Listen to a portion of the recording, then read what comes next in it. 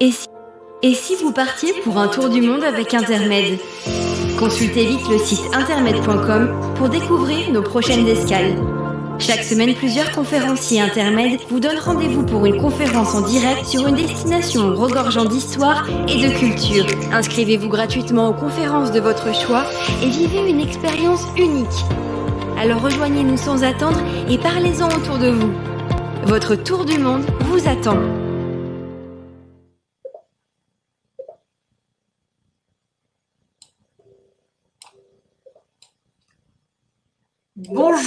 Bonjour à tous et bienvenue pour cette conférence live offerte par internet sur le sultanat d'Oman. Voilà, je sais que vous êtes très nombreux à vous connecter. Ça me fait plaisir de voir certaines personnes que je connais qui sont là. Alors, nous allons partir pour Oman. Je vais vous ouvrir les portes du sultanat.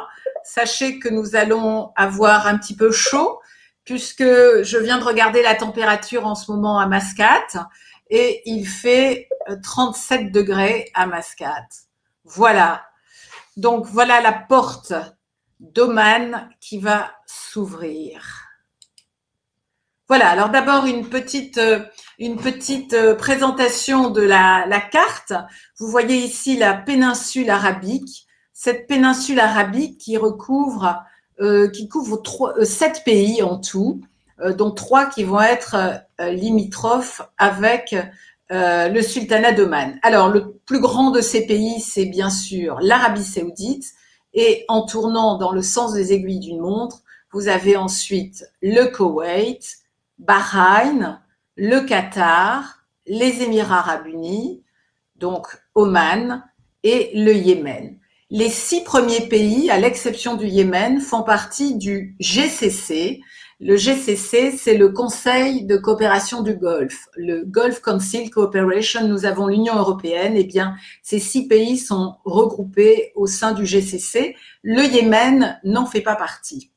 Vous voyez que cette péninsule arabique se trouve encerclée par la mer, que ce soit la mer Rouge que vous avez sur votre gauche, ou bien le golfe arabo-persique qui est à droite et qui est partagé de chaque côté avec donc ces pays du Golfe et de l'autre côté avec l'Iran. Et vous voyez juste après les Émirats arabes unis le fameux détroit d'Ormuz dont on va reparler un petit peu plus tard, et le sultanat d'Oman. Voilà. Alors, sur la carte maintenant un petit peu plus précise, vous voyez que ce sultanat d'Oman a 3 pays, les Émirats arabes unis, l'Arabie saoudite et le Yémen, ces 3 pays limitrophes. Et si vous regardez tout à fait au nord, vous avez une petite pointe qui est une enclave qui appartient au sultanat, qui est la province du Moussamdam, avec comme capitale Kassab. Alors, ce sultanat d'Oman est à la fois partagé entre le désert, la montagne et puis énormément de littoral. Il y a en tout 3160 kilomètres de côte, donc c'est vraiment un pays qui est tourné vers la mer. Les points rouges sont les points des villes principales. Alors bien sûr, Mascate, en rouge, la capitale. Tout à fait donc au nord, la ville de Kassab, cette enclave omanaise donc du Moussamdam. Si on redescend, on aperçoit sur la côte Soar, à peu près à la même latitude, la ville de Bouremi, qui est une ville frontière avec les Émirats arabes unis. D'ailleurs, quand on fait le circuit d'intermède Émirats et Oman, on passe à proximité donc de la ville d'Al-Ain, qui est elle aux Émirats, et on passe la frontière donc à côté de Bouremi. Et puis, si vous redescendez un petit peu au sud-ouest de Mascate, vous avez la ville de Niswa. C'est écrit Nassoua sur la carte, mais ça se prononce Niswa. Nous allons y aller tout à l'heure avec ce diaporama. Et ensuite, en descendant tout à fait au sud, à la frontière avec le Yémen, tout près de la frontière, vous avez la ville de Salalah. Alors, c'est un pays où les distances sont importantes. Donc, c'est vrai que quand on est à Mascate, pour aller à Salalah, en général, on y va en avion parce qu'il y a 1000 kilomètres par la route entre Mascate et Salalah et c'est un petit peu monotone. De même que quand on va à Kassab, au nord, eh bien, on prend également l'avion. C'est ce que vous propose Intermed. Alors, juste quelques chiffres. La superficie du sultanat, c'est un peu plus de 300 000 km², 309 500 km². Ça équivaut à la surface de l'Italie. Le sultanat est légèrement plus grand que l'Italie et la plupart du pays est composé donc de déserts et de plateaux rocheux. Parmi ce désert, il y a à cheval sur les Émirats, sur l'Arabie et sur Oman, il y a le plus grand désert de sable du monde qui est le Rub al Khali. Ce Rub al Khali, le empty quarter en anglais, c'est-à-dire le quart vide, d'où son nom parce que il occupe le quart de la péninsule arabique et ce désert est plus grand que la France. Donc, partie désert, partie de montagne, avec une population qui est très faible par rapport à la surface du pays, donc 4 670 000 habitants, et donc une densité de population de 15 habitants simplement par kilomètre². Donc la capitale, nous en avons parlé, c'est la ville de Mascate. Mascate, donc située au bord de l'océan Indien, et avec 1 150 000 habitants à peu près à Mascate. Donc la monnaie, c'est le rial, et le pays c'est une monarchie absolue. Alors, on ne peut pas parler d'Oman sans évoquer la mémoire de feu Sa Majesté le Sultan Qaboos. Cet homme assez extraordinaire a régné pendant 50 ans. Il a pris le pouvoir quand il avait 30 ans. Il a succédé à son père en 1970 et il est mort cette année en 2020. Il est mort en janvier 2020 après 50 ans de règne et c'est lui qui a vraiment façonné le pays, qui a fait énormément de choses pour la paix dans cette région, qui a souvent servi d'intermédiaire dans les conflits, qui a toujours voulu avoir des rapports préservés et privilégiés avec ses voisins du Golfe. C'était un homme qui s'intéressait beaucoup à la culture, qui était un mélomane et qui surtout a développé ce pays pour en faire un pays prospère, qui progresse avec des infrastructures routières importantes, qui a développé l'éducation, la santé, etc. Et on était assez inquiets puisque il n'y avait pas de successeur officiellement nommé, il n'y avait pas de prince héritier puisque le sultan Qaboos n'avait pas de descendance. Pas d'enfants, et donc on se demandait qui allait lui succéder. On est complètement rassuré maintenant puisque Sa Majesté Etam bin Tariq Al Saïd, même dynastie que le sultan Qaboos, cette dynastie des Saïd règne à Mascate depuis le XVIIIe siècle. Eh bien, c'était un de ses cousins, un cousin un peu éloigné.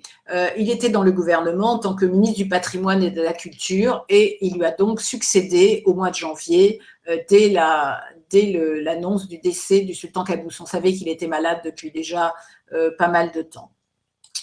Voilà. Alors, nous partons pour une des premières villes que l'on visite quand on va au sultanat d'Oman, qui est la ville de Niswa. Niswa, qui est une ancienne capitale du pays.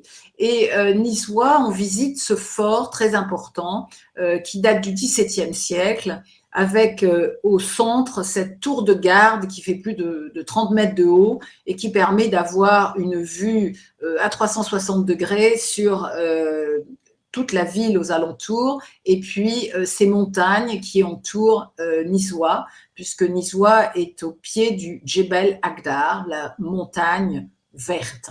Vous apercevez également cette mosquée qui est complètement en harmonie au niveau des couleurs, dans ses teintes ocrées et qui s'harmonise complètement avec ce fort important de Niswa.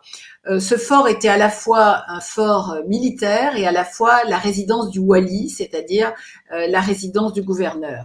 Il est très intéressant à visiter. Niswa, c'est également une ville où il y a un souk important, un souk aux bestiaux qui se déroule le vendredi, et puis également un souk traditionnel. Vous voyez ici les potiers, ces poteries qui sont fabriquées dans un village voisin, qui est le village de Bala, qui se trouve à 25 km de Niswa. Et voilà Bala, avec une forteresse vraiment très importante, comme vous pouvez voir. Ce fort de Bala, c'est le plus ancien fort du pays. Il a été classé au patrimoine mondial de l'UNESCO en 1987. Ça a été d'ailleurs le premier site d'Oman qui a été classé. Et comme vous pouvez voir, il y a un soubassement en pierre et le dessus, la partie supérieure qui est en briques crues. En fait, c'était un fort qui a été construit pour une tribu, les Banu Neban, qui ont régné du XIIe au XVe siècle et qui se sont fait construire ce fort très, très imposant. Voilà, donc c'est à Bala que se trouve également un village de potiers avec cette tradition qui se perpétue. Voilà les vues que l'on a depuis le fort avec ces maisons, avec ces toits plats, et puis également cette oasis qu'on aperçoit, ces palmiers dattiers, et puis au fond, la montagne qui est assez omniprésente dans tout le pays, et vous apercevez au milieu cette muraille, puisque autrefois la ville de Bala était complètement ceinte de murs et avec différentes portes d'entrée. Voilà aussi des paysages typiques d'Oman. Vous voyez ce village au fond qui se noie complètement dans la montagne puisque on a pris les pierres sur place pour construire les maisons et c'est donc un des paysages typiques d'Oman. Et ensuite, devant le village, vous avez cette palmeraie avec ses palmiers dattiers et au premier plan, des cultures céréalières qui sont là pour à la fois nourrir les hommes et les bêtes. Voilà la montagne d'Oman. Là, c'est le point culminant, le Djebel Cham, c'est-à-dire la montagne du soleil, qui culmine à un peu plus de 3000 mètres. Alors, bien entendu, quand on prend ces routes de montagne, on ne peut pas y aller en autocar, mais c'est un itinéraire qui se fait en 4x4 et qui permet d'avoir des vues plongeantes absolument magnifiques sur les canyons et sur ces sommets montagneux. Voilà les maisons qui sont construites avec les pierres que l'on trouve sur place, ces maisons traditionnelles oumanaises, donc qui s'intègrent parfaitement dans le paysage. Et si on voit l'intérieur de ces maisons, eh bien l'intérieur est très simple puisque la population était avec peu de ressources pendant très longtemps. Les choses se sont améliorées avec le sultan Qaboos, mais on tient aux traditions. Et les traditions, c'est d'avoir le tapis au sol, des coussins, des niches pour remplacer les meubles. Vous voyez la dijdash, c'est-à-dire la gandoura qui est pendue sur la gauche de cet intérieur, quelques armes, mais surtout le plus important, c'est le brasero au centre du tapis avec le kawa qui est toujours, le café qui est toujours à disposition pour les invités avec ces petites tasses sans anse et c'est un signe d'hospitalité. Dès que l'on arrive dans une maison locale, on vous offre le kawa aromatisé à la cardamome et quelques dattes à déguster avec. Voilà, alors Oman, c'est la montagne, mais c'est aussi le désert, ce fameux Rub al Khali, ce quart vide, ce désert qui est habité par des dromadaires. Il y a une grande population de dromadaires. Alors, on les voit en liberté comme ça dans le désert, mais ils ont toujours un propriétaire et quand ils ont faim ou soif, ils savent retrouver le chemin de la ferme. Autrefois, le dromadaire, c'était le moyen de locomotion et c'était aussi le moyen de transporter des marchandises. Aujourd'hui, le dromadaire n'est plus utilisé pour le transport, mais on utilise sa viande pour la boucherie, on utilise le lait de chamelle, on trouve du lait de chamelle un peu partout dans les magasins, et puis surtout, le dromadaire sert pour les courses. Ils sont aussi attachés aux courses de dromadaire qu'aux courses de chevaux. Voilà maintenant une vue de l'oasis. Cette oasis avec ses palmiers dattiers, les palmiers dattiers qui peuvent faire jusqu'à une vingtaine de mètres de hauteur. Et à l'ombre de ces palmiers dattiers, eh bien, on fait pousser des arbres fruitiers. Ici, vous apercevez des bananiers, mais ça peut être des manguiers, ça peut être des papayers. Et en dessous de ces arbres fruitiers, on peut encore trouver eh bien, des cultures céréalières ou bien des légumes, des fraisiers, d'autres fruits qui vont pousser un petit peu plus bas.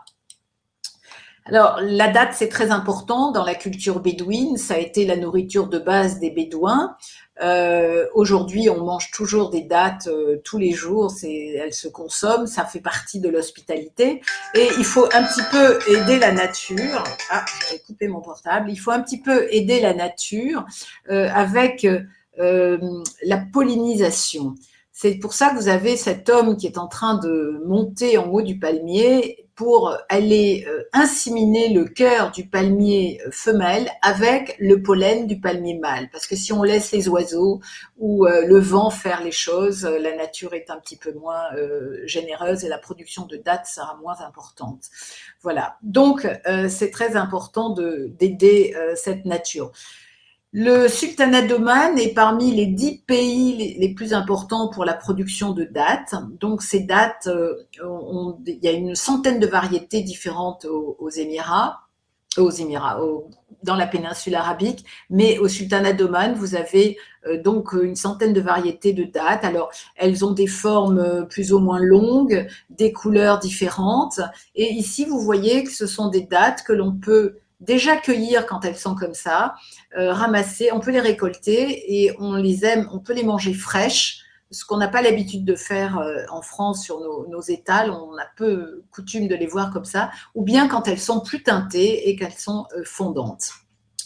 Alors, la date, c'est vraiment la nourriture de base pour les Bédouins, mais c'est une nourriture qui est excellente, qui est très riche en vitamines, toutes les vitamines du groupe B, également de la vitamine C, du magnésium, du calcium. C'est vraiment un fruit qu'il faut absolument manger si on veut être en bonne santé. Voilà, un autre paysage typique d'Oman, c'est ce qu'on appelle les wadis.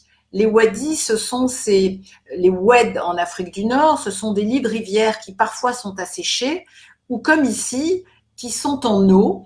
Et là, vous voyez que ça forme des piscines naturelles avec une eau turquoise où on peut se baigner. Et certains de ces wadis sont en eau toute l'année. Regardez la gorge, le passage que l'eau a laissé, les traces sur ces rochers, et ce sont vraiment des endroits qui sont magnifiques. Parfois, on peut passer dans les wadis avec des 4x4, mais quand ils sont en eau, eh bien, on va les utiliser pour se rafraîchir.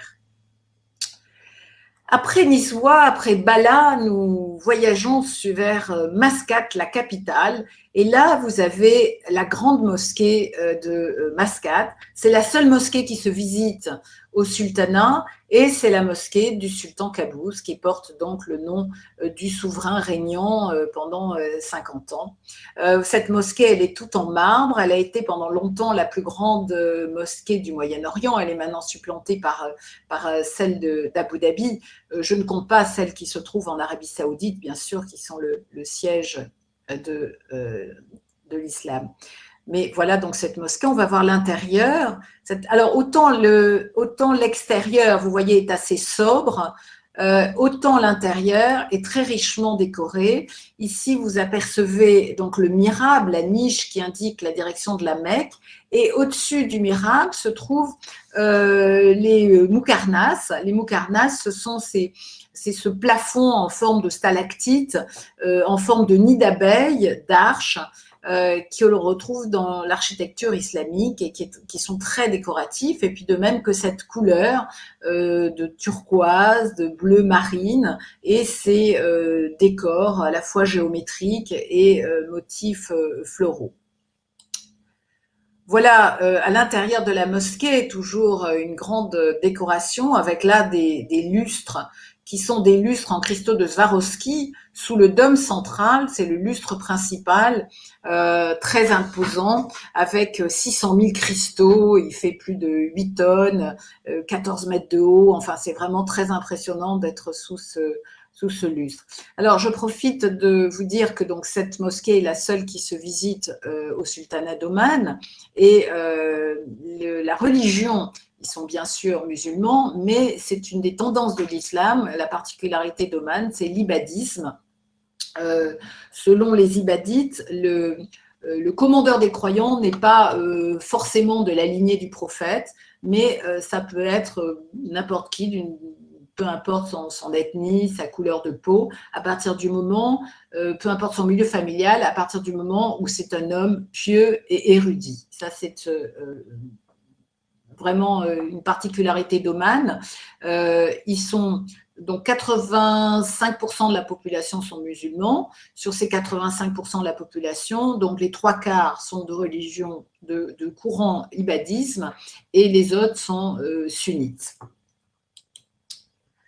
Voilà, un autre endroit qui se visite et qui est intéressant à noter à Mascate, c'est l'opéra royal de Mascate. Je vous ai dit que le sultan Qaboos était mélomane, il aime beaucoup la musique classique, il aime beaucoup l'opéra, et ça a été le premier opéra de la région à être construit, le premier opéra du Moyen-Orient. Il a été inauguré en 2011, et pour l'inauguration, il avait fait venir Placido Domingo, rien que ça, Placido Domingo, et c'était l'opéra Turandot de Puccini pour la soirée d'inauguration. Voilà, je crois que j'ai loupé une diapo. Voilà, oui, voilà le palais du sultan Qaboos, ce palais présidentiel qui est un des nombreux palais présidentiels. Celui-ci date de quelques années. Vous voyez, il est un petit peu kitsch avec ses couleurs de turquoise, de doré. Il est devant cette grande esplanade et bordé par des bâtiments administratifs. Et derrière se trouve la mer. Il est en front de mer.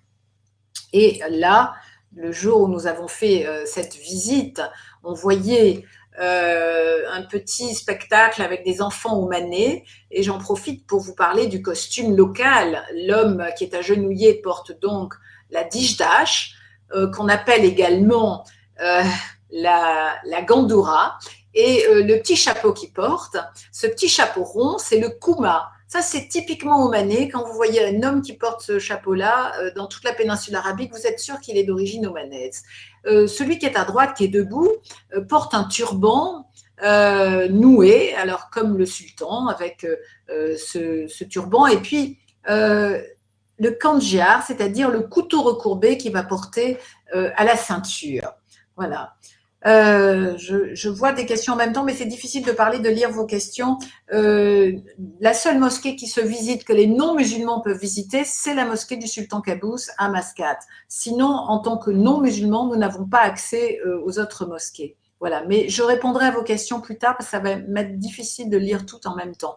Voilà, donc le palais du sultan vu côté mer, et vous voyez que sur la gauche se trouve un fort. Alors, il y a près de 500 forts en tout au sultanat, et ces forts sont pour la plupart d'origine portugaise. C'est le cas de celui-ci, qui est le fort d'Al-Jalali. C'est un fort donc qui date de cette période portugaise, 16e siècle, 17e siècle. Celui-ci, là, date plutôt du 17e. Sur la droite du palais, il y a un autre fort qu'on voit pas sur la photo. Les deux forts se font face. Et là, je vais en profiter pour vous présenter le personnage suivant, qui est un Portugais qui s'appelle Afonso de Albuquerque et qui a pris la ville de Mascate en 1507. Les Portugais sont restés pratiquement 150 ans, de 1507 jusqu'à 1650. Alors cet Afonso de Albuquerque n'était pas forcément un gentil, c'était un militaire, c'était un navigateur, c'était un explorateur, un politicien. Il va devenir le gouverneur des Indes portugaise, et il mourra d'ailleurs dans la ville de Goa, et il va prendre à la fois Mascate, mais à la fois Soar, qu'on a aperçu sur la carte un peu plus haut, et aussi Ormuz. Alors les Portugais, ils vont installer des comptoirs le long des côtes omanaises.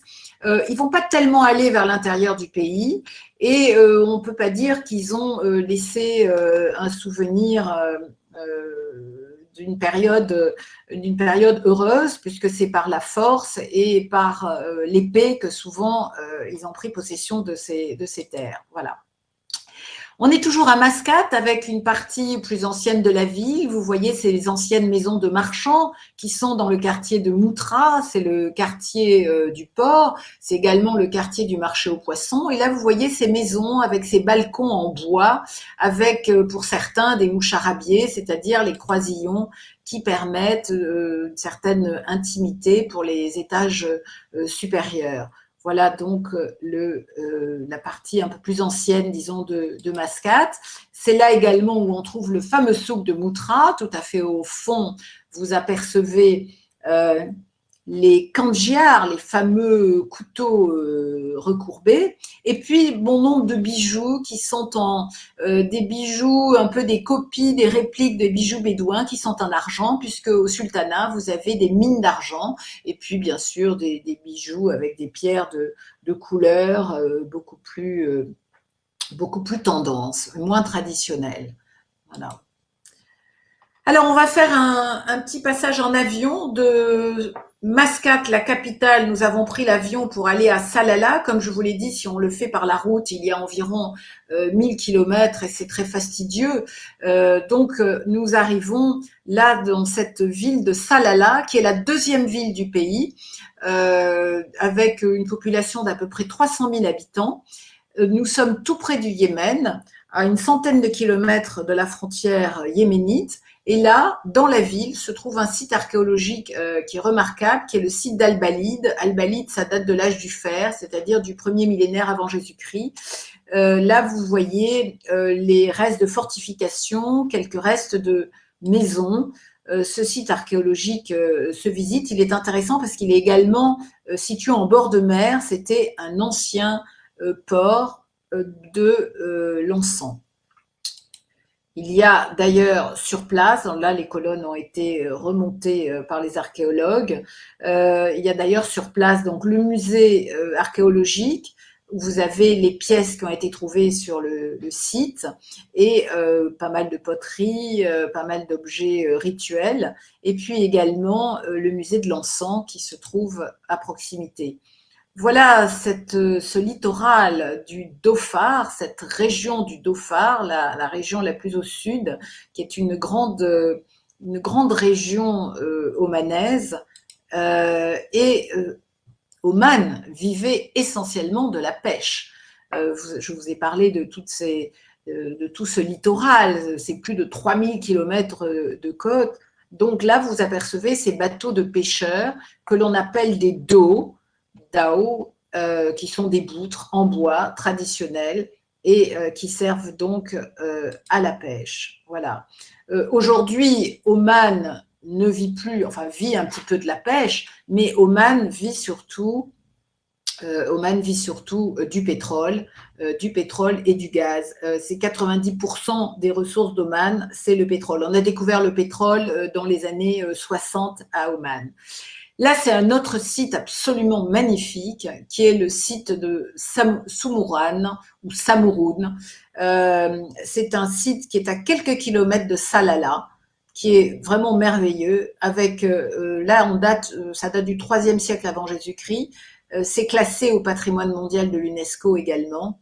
Mais ce qu'il y a de fabuleux, c'est le site. Les ruines sont sur la colline.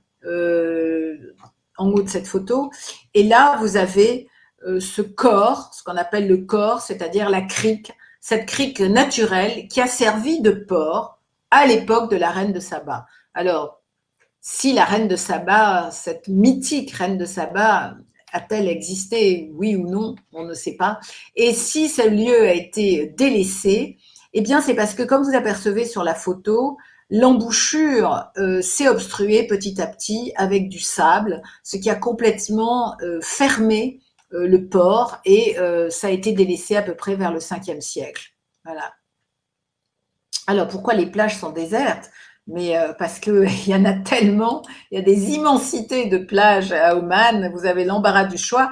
Et encore une fois, je vous ai dit, c'est une population très faible. Donc, si ce ne sont pas des touristes qui vont sur la plage, il y en a très peu. Il y a très peu de monde, effectivement. On n'est jamais embêté à Oman, ce n'est pas les plages bondées. Voilà donc toujours ce corps Rory avec les ruines de Soumarane qui sont derrière. Et là, vous voyez cette barrière de sable qui va fermer définitivement. C'est vraiment un endroit extraordinaire. Voilà, voilà, je vais trop vite. Voilà, toujours tout près dans la région de Salalah. Regardez ce grand ciel bleu. Je peux vous dire que c'est le ciel qu'il y a pratiquement 360 jours dans l'année. Vous avez ces forts ou ces fortins laissés par les Portugais pour la plupart le long des côtes, ou bien des tours de guet qui surveillaient l'endroit où il y avait de l'eau. Et là, tous ces petits forts sont le témoignage de ce passé portugais. Voilà.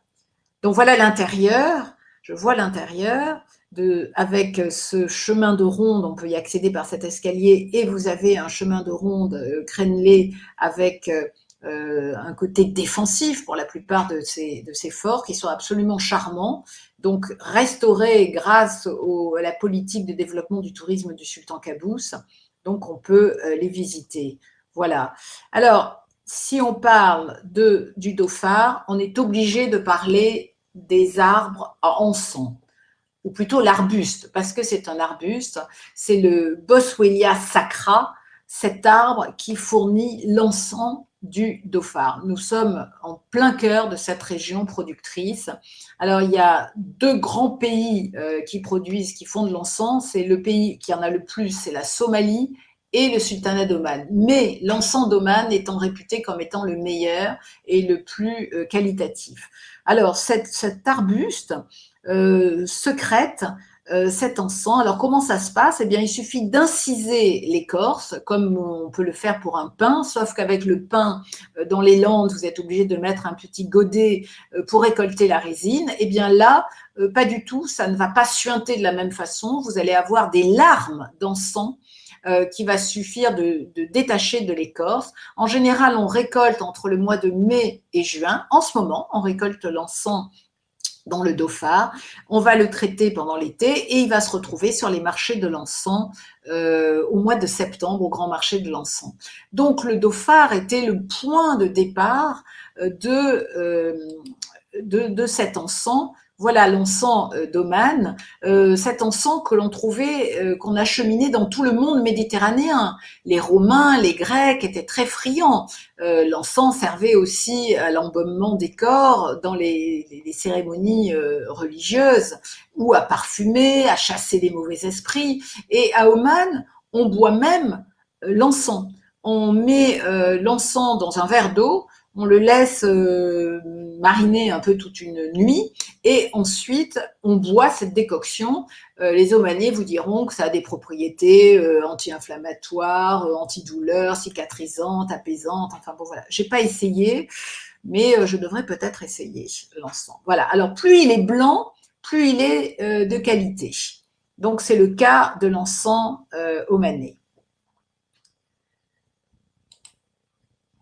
Alors, on reprend l'avion. Si on veut aller dans cette région qui est tout à fait au nord, face à l'Iran, qui est donc cette enclave omanaise du Moussamdam, qui est une région vraiment qu'il faut aller absolument voir aussi. Les deux extrémités sont magnifiques. C'est cette région du Moussamdam, et vous voyez, je suis à bord de l'avion d'Oman Air, et en contrebas se trouve la ville de Kassab. Kassab, c'est un petit port de pêche qui est donc face à l'Iran, face à la ville de Bandar Abbas, à un endroit où il y a le détroit d'Ormuz, donc qui porte bien son nom, un détroit, donc cet endroit où passe quand même, transite par le détroit d'Ormuz la moitié du pétrole du monde. Et là, nous allons atterrir à Kassab. Et Kassab, on va visiter encore une fois le fort, ce vieux fort, toujours pareil, trace de la période portugaise. Et là, vous pouvez voir les bateaux qui étaient utilisés, les petits bateaux utilisés pour la pêche, qui sont mis à l'intérieur de la cour. Et vous avez également, voilà, cette grande tour circulaire qui se trouve au centre du fort, qui est servi de logement, également de tours de surveillance. Et aujourd'hui, c'est un petit musée ethnographique et puis un petit musée d'archéologie. Si on regarde les maisons traditionnelles de cette région, eh bien, il fait très chaud. Donc, l'été, en ce moment, si on veut récupérer un petit peu d'air, eh bien, vous voyez qu'à droite de l'escalier, il y a cette paillasse. C'est un lit. Ça sert de lit, bon, très sommaire. On va se mettre là pour récupérer le moindre souffle d'air. Et cette maison, d'ailleurs, vous voyez qu'elle est surélevée à 1 mètre du sol pour que l'air circule sous la maison et la rafraîchisse naturellement. Voilà cet habitat des Bédouins. Et là, vous avez également des fenêtres avec des croisillons qui sont faits avec des branches de palmier et sur le toit, les feuilles de palmier. Voilà, la maison est donc ouverte aux 4 vents et permet d'être naturellement ventilée et aérée. Et voilà un autre type d'habitat que l'on trouve dans cette région. Il y a beaucoup de maisons troglodytes et ça servait d'abri avec ces pierres à la fois pour les hommes comme pour les bêtes. Mais on va sortir du fort où il y a cette reconstitution de maisons pour aller voir un peu le paysage de ces fjords, de ce détroit d'Ormuz. Il y a des fjords comme en Norvège. On dit d'ailleurs que c'est la Norvège de l'Arabie. Bon, il y a une grande différence quand même, c'est la température. Là, vous avez, regardez cette route sinueuse où on ne peut pas y aller évidemment autrement qu'avec un 4x4. Si vous voulez descendre vers la plage qui est en contrebas, eh bien, il faut prendre un 4x4 et aller en bord de mer. Voilà. On va voir maintenant la montagne avec, dans la montagne, ces maisons de pierre, comme je vous ai dit, ces maisons troglodytes qui servaient d'abri. Juste au-dessus, vous avez un acacia. Ce sont des acacias qu'on trouve, une variété d'acacias qu'on a dans cette région. L'avantage, c'est que c'est très résistant au soleil et surtout, ça n'a pas besoin de beaucoup d'eau et les chèvres adorent déguster les feuilles d'acacia. Ici, nous sommes à peu près à 2000 mètres, regardez les montagnes, nous sommes à peu près à 2000 mètres d'altitude. Eh bien, à 2000 mètres d'altitude, on trouve des fossiles marins. Voilà, ces fossiles-là, il fait à peu près 25 centimètres et c'est tout à fait extraordinaire, mais c'est bien la preuve que autrefois, eh bien, cette partie de montagne était sous la mer. Voilà. Alors, on ne peut pas quitter cette région de Musandam sans faire une balade traditionnelle à bord d'un do, donc ces bateaux en bois, et aller à l'intérieur de ces fjords où certains villages ne sont accessibles que par bateau, sont complètement isolés du monde. Il faut dire d'ailleurs que cette région de Musandam, elle est complètement décentrée. Elle est en fait en territoire des Émirats arabes unis, mais face au détroit d'Ormuz, c'est tellement important. Stratégiquement, c'est d'ailleurs une zone où les militaires sont très présents et surveillent des deux côtés, que ce soit côté iranien ou côté omanais, surveillent ce qui se passe. Et donc, ça appartient au sultanat d'Oman. C'est une enclave, comme je vous l'ai dit. Donc, il faut absolument faire cette balade en dos. C'est une balade de la journée. Et comme intermède à tout prévu, je crois qu'ils sont au rendez-vous. Regardez, mais oui, qu'est-ce qu'on aperçoit dans l'eau? Voilà, qui suivent les dos, et voilà, un magnifique dauphin qui accompagne les touristes. Il y a toute une famille de dauphins qui sont là et que le capitaine du bateau va appeler avec son sifflet. Et c'est sur cette jolie image de dauphin que je vais terminer ma conférence. Si vous avez des questions, je vais me faire un plaisir d'y répondre, je vais regarder. En tout cas, ce que je voulais vous dire, c'est que le sultanat d'Oman est un pays très sûr. Il a été classé au Forum économique mondial comme le 2e pays le plus sûr au monde, après l'Islande. Il n'y a pratiquement pas de délinquance. C'est très sûr aussi pour une femme, il n'y a pas de problème. J'ai vécu au Moyen-Orient de nombreuses années, donc je peux vous assurer que c'est tout à fait vrai et ce n'est pas simplement une propagande touristique. Voilà. Alors, je ne sais pas si vous avez quelques questions, mais je peux y répondre si vous voulez. Je vais déjà...